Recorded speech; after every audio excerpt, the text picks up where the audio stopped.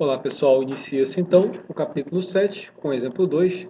Hoje nesse capítulo nós vamos aperfeiçoar mais o que foi visto no capítulo passado. Esse exemplo é chamado de botão e LED.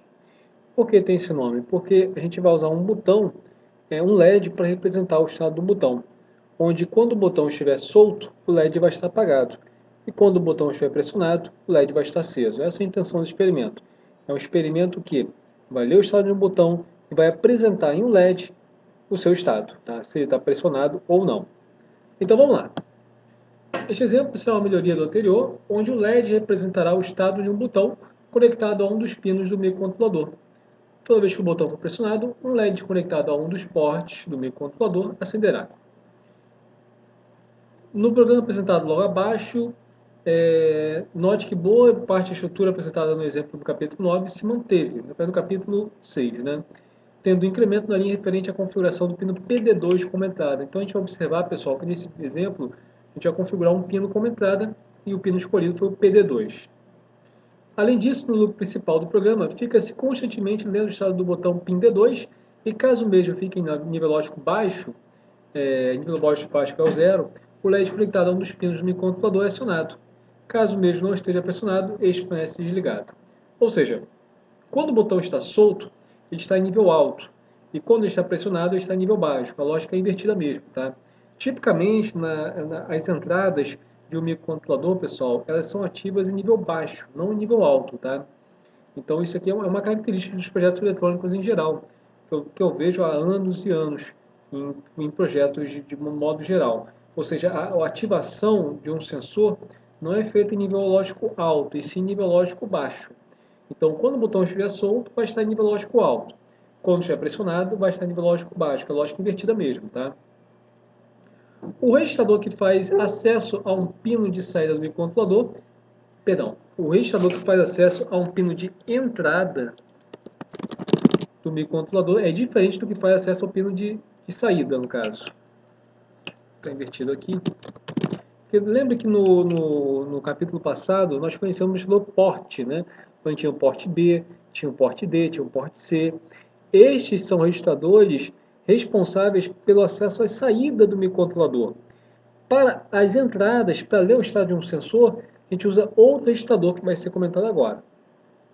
Conforme vimos no exemplo passado, os registradores port B, port C e port D são responsáveis pelos pinos de saída do microcontrolador, enquanto os registradores PIN B, PIN C e PIN D são responsáveis pelo estado dos bits de entrada dos ports do microcontrolador. Então, pessoal, nós temos o port B, port C e port D, responsáveis pelas saídas, ou seja, quando eu quero impor um nível alto ou nível baixo, eu vou acessar esses registradores. Quando eu quiser ler o estado dele, ou seja, verificar se um pino está em nível alto ou nível baixo, não vou acessar esses registradores. Vou acessar outros registradores. Nesse caso é o PIN B, PIN C e PIN D. Vejamos abaixo os registradores que fazem acesso aos pinos de entrada do microcontrolador. Então note, pessoal, que aqui nós temos o PIN B, PIN C e PIN D. Se você observar, veja que nós temos aqui um campo chamado Read e Write. Todos esses registradores são de tipo Read, ou seja, eu só consigo ler. Eu não consigo impor um nível nele. Eu só consigo verificar se ele está em nível alto ou nível baixo, nada mais. Se a gente for verificar no capítulo passado, no registrador port B, port C e port D, note que os bits são tipo read e write, ou seja, eu consigo ler e escrever. Tá? Então, eu não consigo fazer uma operação de escrita nesse registrador, eu só consigo ler, ou seja, ler o estado da entrada.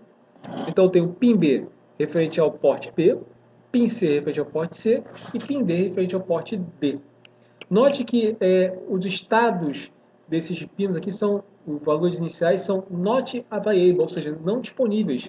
Pode ser um valor qualquer, 1 ou 0, dependendo justamente do valor presente na entrada naquele instante no processador. Então, diferente lá do port B, do port C e port D, que eles inicializam em 0, aqui não, aqui é justo, né? Ele começa com um valor indeterminado, onde esse valor indeterminado vai depender do estado das entradas digitais naquele instante. Então vamos ao esquema elétrico, pessoal. Esse aqui é o esquema elétrico proposto para esse experimento. Note que o LED está conectado ao mesmo pino, nada mudou. Mas aqui nós temos um botão, um sensor, tá? um switch. Tá? Note que ele solto, como está agora aberto, essa linha fica aberta, tá? Não está fechado com GND. E o que garante o nível alto aqui é esse sensor de pull-up.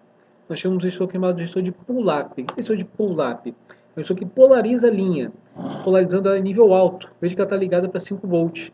Então, enquanto esse botão estiver aberto, o que vai me garantir que esse pino vai ficar em nível alto é esse resistor chamado resistor de pull-up. Tá?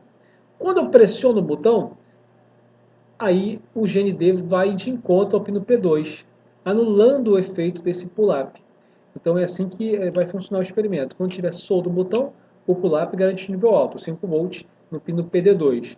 Quando eu pressionar o botão, o GND vai ao encontro do PD2 e o pull-up perde o efeito. Tá?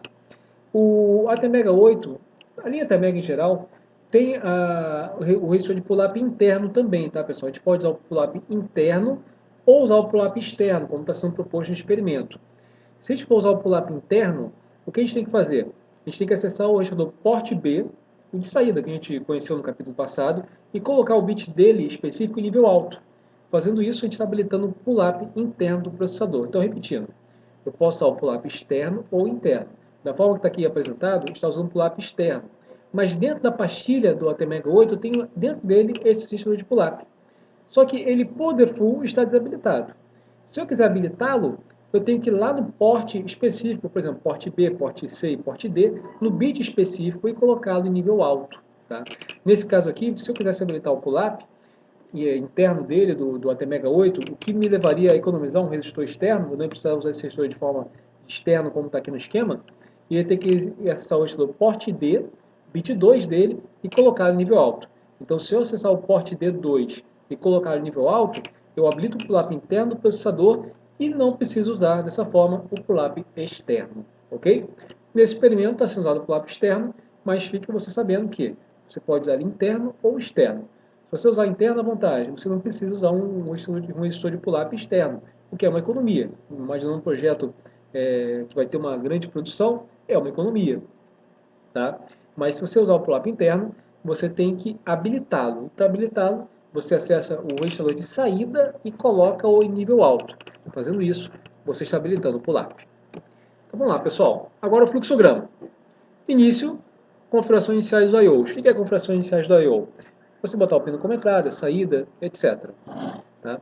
Depois pergunta, botão pressionado? Sim. Acende o LED. Botão pressionado não, apaga o LED. E volta ao loop, constantemente fazendo isso. Então esse aqui é um experimento, pessoal, que diferente do exemplo do capítulo anterior, não tem fim. Ele fica preso em loop infinito, testando continuamente o estado do botão para saber se vai ligar ou desligar o LED. Vamos ao código. Aqui nós temos o include, do ATmega 8, nada mudou, um jumper para reset. Veja, pessoal, que aqui eu dou um set bit em DDR-B1. Setando o DDR-B1, eu estou habilitando o pin B1, né, que é a nossa saída, como saída, né, que é o LED, na verdade. E aqui eu dou um CBI, um clear bit, no DDR2. Ou seja, o DDR2 é o PD2, estou colocando ele como entrada. E entramos aqui no loop. Aqui nós encontramos uma instrução, um comando, um mnemônico SBIC. O que esse SBIC faz, pessoal? Ele vai testar o estado de um bit, nesse caso o PIN D2. Tá? Ele está testando o estado PIN D2. Se ele estiver em 0, que é o pressionado, ele vai dar um salto. Ele vai executar ele vai fazer um salto para o botão press. Se não tiver pressionado, ele vai ficar, não vai dar um salto, logo ele vai fazer um salto para o botão solto. Então, esse SBIC é o comando que é o seguinte, salta se o bit estiver em clear, ou se estiver em 0. Ele vai testar, o PIN D2 está em clear, está em 0? Se estiver, salta próximo comando. Qual seria o próximo comando? Seria esse. Ele vai saltá-lo, vai vir direto para cá, para o botão pressionado. Mas se não estiver pressionado, ou seja, se o botão estiver solto, ele vai executar a próxima linha. E a próxima linha é o quê? O botão solto, vai vir para cá. Chegando no botão solto, ele dá um clear bit, ou seja, ele apaga o LED, o que é esperado. E depois volta para o loop. Se for executado o botão pressionado, ele dá um set bit, ou seja, liga o LED e volta para o loop. Então veja que é um experimento bem simples, bem interessante também. Ele nada mais é que um loop em que fica testando constantemente o estado do pin D2 e saltando para um label ou outro, dependendo do estado do pin D2. Então se o pin D2 estiver em 0, ele executa o botão pressionado. Se o pin D2 estiver em 1, ele executa o botão solto, ligando e desligando o LED, de acordo com o estado do botão. Então, pessoal, esse experimento que eu vou pedir para vocês testem agora, tá? Montem o esquema elétrico conforme foi sugerido. montem no protoboard, numa placa padrão, ou mesmo num simulador como o Proteus, por exemplo, e simulem esse experimento de modo a ver o seu funcionamento, ok? Então, esse foi o experimento botão em LED, tem o nosso capítulo 7, façam a lista de atividades antes de passar para o próximo capítulo. A todos, muito obrigado, um abraço e até mais.